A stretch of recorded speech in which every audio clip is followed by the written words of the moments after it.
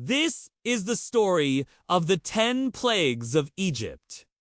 Pharaoh, the ruler of Egypt, defied Moses and refused to let the Israelites go. So God turned the Nile, the source of life in Egypt, into blood. The fish in the river died, and the water became so foul that even Pharaoh's daughter could not swim in it anymore. Then, at Pharaoh's command, Moses turned the water back into its natural state.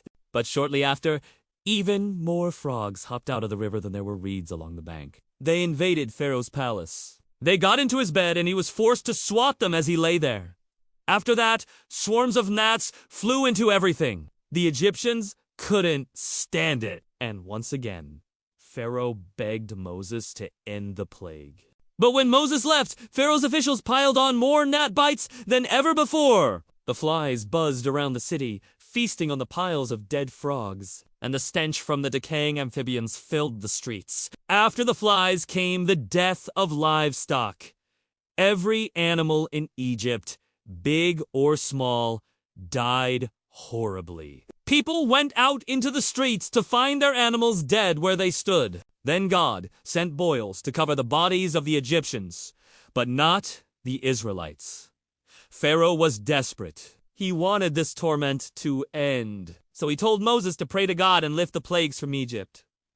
For a moment, Moses was triumphant. It seemed like Pharaoh had finally seen reason. But the Pharaoh's heart hardened again, and he broke his promise. God was very angry about this. There would be no rest for the Egyptians now.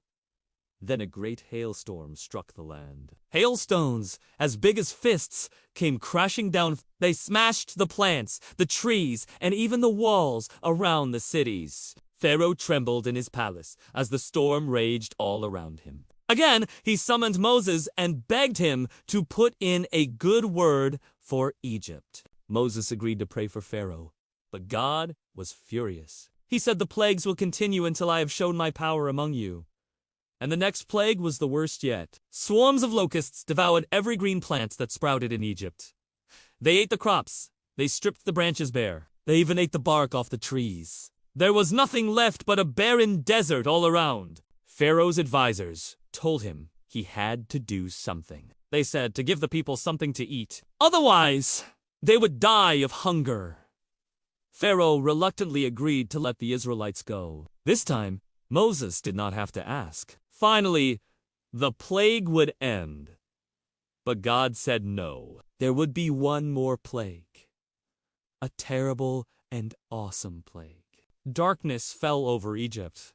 It was so thick that you could feel it. The Egyptians couldn't see each other. They stumbled around in the pitch black as if in a thick fog. The Israelites, however, were spared. They lived in the light of God.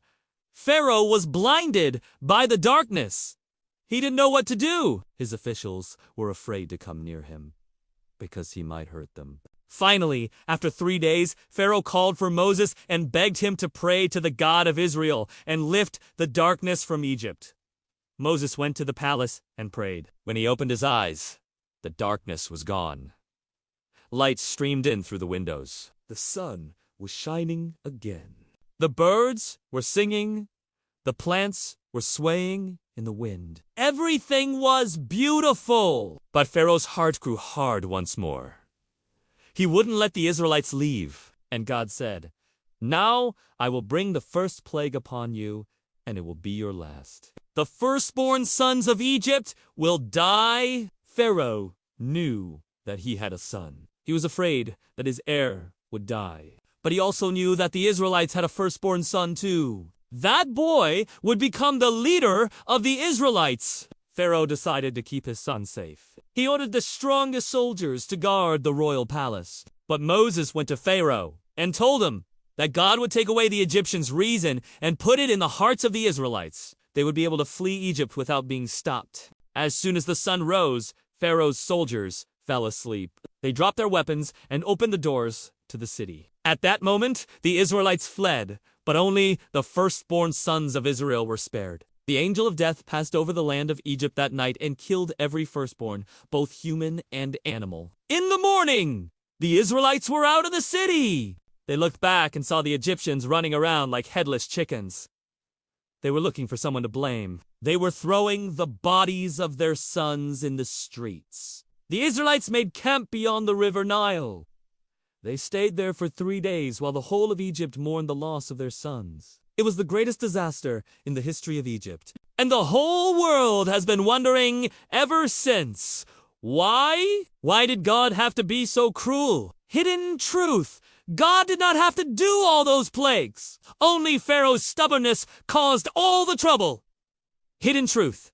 God is just and merciful. He gives people chances to turn back from their evil ways. But when people refuse to repent, then God must judge them. Hidden truth. The plagues are a reminder for everyone, no matter how powerful they are, God is more powerful than any king or pharaoh. We thank God that he does not delight in destroying people. He gives us time and time again to turn back to him. Do you want to know more about the plagues of Egypt? Read Exodus chapters 7 to 12. You can find the link below. This video was made possible by our supporters. We always make videos about the Bible and post them online for free. If you would like to help us spread the message of God to more people, please visit our support page. Thank you for watching. See you soon again!